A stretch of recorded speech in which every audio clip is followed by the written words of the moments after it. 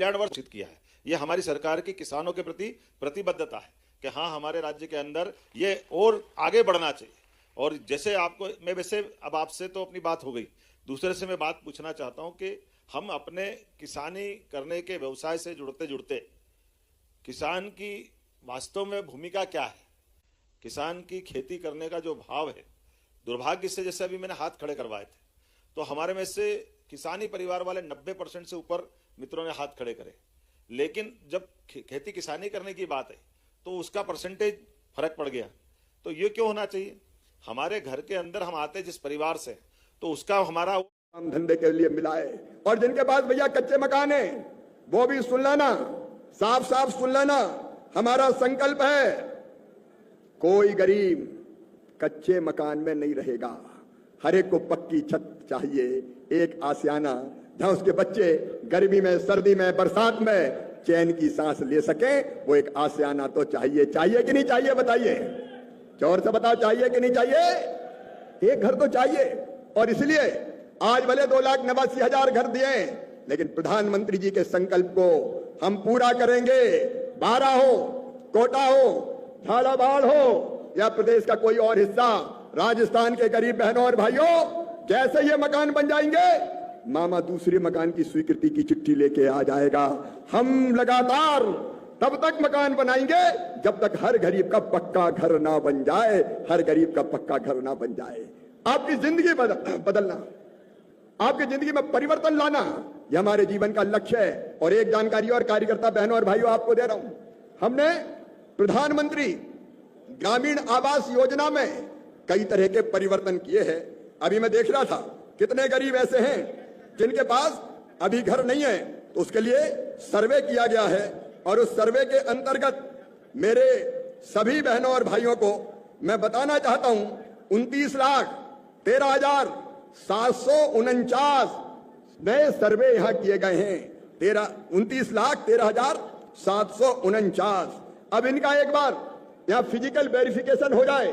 Physical verification पूरे होते ही बचे हुए जितने गरीब हैं उनके लिए भी मकान आवंटित कर दिए जाएंगे। और हमने नियमों में बदलाव किया है, 3 बड़े परिवर्तन नियमों में किए हैं। एक, पहले प्रधानमंत्री आवास योजना में यह नियम था कि अगर किसी के पास 2 पहिया वाहन हो, मोटरसाइकिल हो, स्कूटर हो, तो उसको मकान नहीं मिलेगा।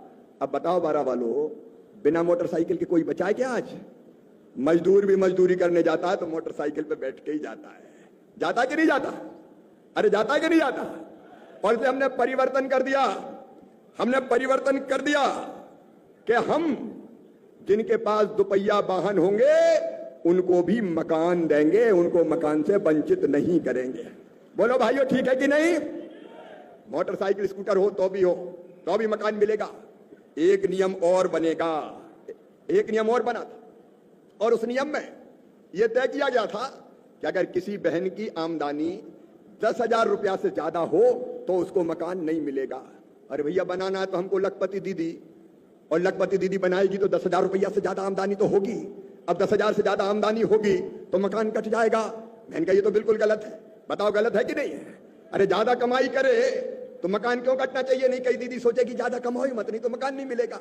और इसलिए अब तय कर दिया है कि 15,000 रुपया महीना भी अगर मेरी बहन की आमदनी होगी तो भी उसको मकान दिया जाएगा। बोलो ठीक है कि नहीं? राम की चिड़ैया, राम कोई खेत, खाओरी चिड़ैया, भर भर पेट, चिंता करने की कोई जरूरत नहीं है। और तीसरी चीज, जब मैं कृषि मंत्री हूं तो मन में यह बात भी आई कि किसान जिसके पास खेती है, छोटी खेती, तो छोटा किसान तो बेचारा दिनों रात मजदूरी करता है खेतों में, उसकी आमदनी इतनी नहीं होती कि वो आसानी से अपना मकान बना सके। और इसलिए किसान भाइयों, एक फैसला हमने और किया है। आज की स्थिति में मध्य प्रदेश के अंदर जो हमने नदी जोड़ो अभियान का नया प्रयोग किया है, वाकई प्रधानमंत्री जी को धन्यवाद देना चाहेंगे, जिनने एरिकेटेड एरिया बढ़ाने के लिए नदी के संसाधन प्राकृतिक रूप से भले ही हो, लेकिन इनकी जल रचनाओं का लाभ हमको अपने राज्य में क्यों नहीं उठाना चाहिए। तो केन बेतवा नदी जोड़ो अभियान विश्व का पहला मध्य प्रदेश ने लिया है। आप वैज्ञानिकों के कारण से कि हाँ, हमने अपने संसाधनों की बलबूते पर, एक नदी में बाढ़ आती है और दूसरे को जोड़ दो, दोनों का तालमेल कर दो, ज्यादा पानी यहाँ इकट्ठा कर लो, बाद में हम बंटवारा कर देंगे। तो स्वस्थ प्रतिस्पर्धा भी राज्यों के बीच, आज समय कैसा आ गया मिल करके काम करने का, स्वस्थ प्रतिस्पर्धा। राज्य आगे बढ़े तो देश आगे बढ़ेगा, लेकिन राज्य के आगे बढ़ने में परस्पर भाव स्वभाव बदलने की जरूरत है। राजस्थान के साथ 20 साल से हमारा पानी का बंटवारे का निर्णय नहीं हो रहा था।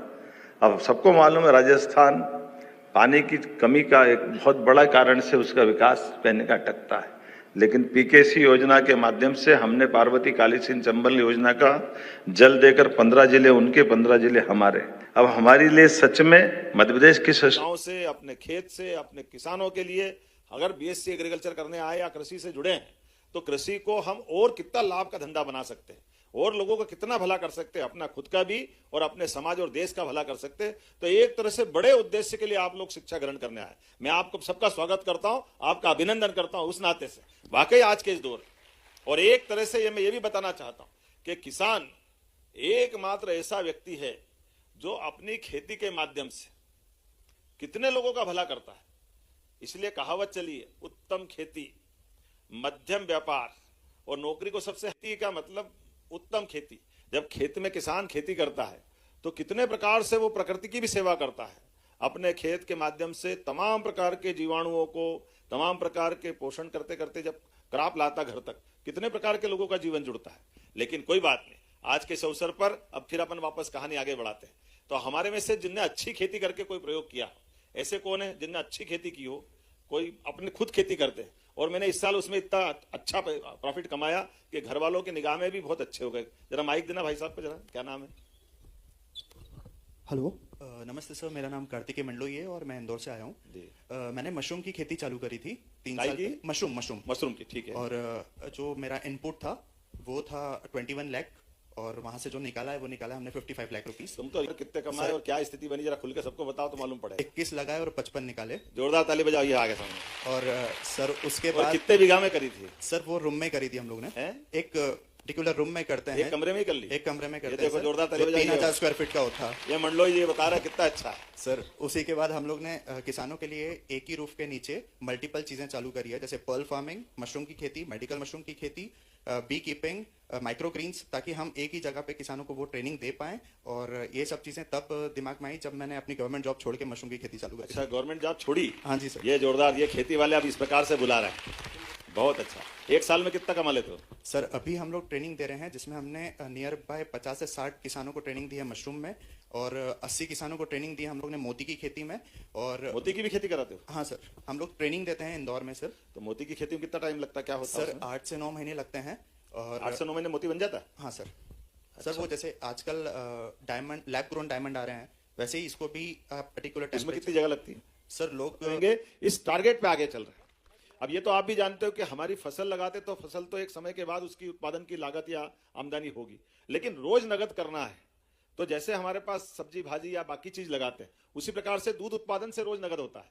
मैं अपना अनुभव बताता हूं, बीच में गए साल थोड़ा कार्यक्रम कर रहा था, संयोग से वहां भयंकर पानी और आंधी तूफान, आजकल तो अप्रैल मई में भी आने लग गया, और ऐसे में वहां जब उस आयोजन में नीचे उतरा तो गेहूं लगे थे, गेहूं आड़े हो गए। तो किसान के मैं घर पे ऐसे ही थोड़ी देर के लिए रुका, मैंने पूछा आपका बहुत नुकसान हो गया, तो चेहरे पे उसको बिल्कुल फसल की नुकसानी तो दिख रही थी, लेकिन उसने मुझे समझाते हुए कहा कि आप चिंता मत करो। मैंने कहा क्यों? बोले मेरे पास ही आप गाय भैंस देख रहे हो ना, मैं 100 लीटर रोज दूध।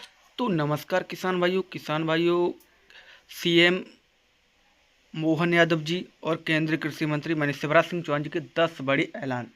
साथ ही आप लोगों को बता दें कि सीएम कल्याण योजना के अंतर्गत 82 लाख किसानों को 2-2 हज़ार रुपये जल्द डलने वाला है और 16वीं किस्त का पैसा 2 हज़ार रुपये आने वाला है जल्द।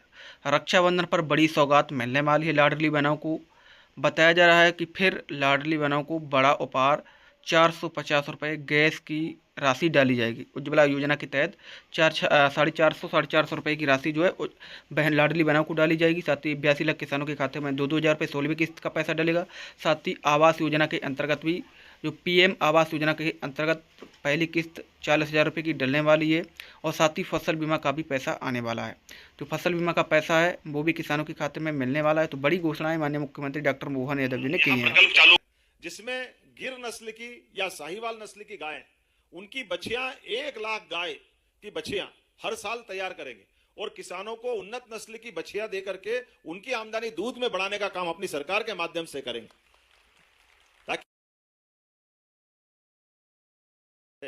तो फिर बहुत फायदा है। अगर वो 1 लीटर 1.5 लीटर देती है तो बड़ा संभालना मुश्किल जाता है। तो ऐसे में जो हमारे यहाँ अगर आज का मैं पशुधन देखता हूं तो पशुधन की संख्या हमारे यहाँ लगभग 6 करोड़ है, लेकिन दूध उत्पादन अभी अपना उसकी तुलना में उतना नहीं है। तो दूध उत्पादन को बढ़ाना है तो उन्नत नस्ल के पशुधन लाना और उन्नत नस्ल के पशुधन को प्रोत्साहित करना। इसलिए डॉक्टर भीमराव अंबेडकर योजना हमने चालू की। हमने कहा भाई इसमें 43 लाख की योजना रहेगी और 43 लाख की योजना में 25 गाय या भैंस आप जो आपको लगता लो, और ऐसे में आपको 10 लाख का अनुदान मध्य प्रदेश सरकार की तरफ से मिलेगा।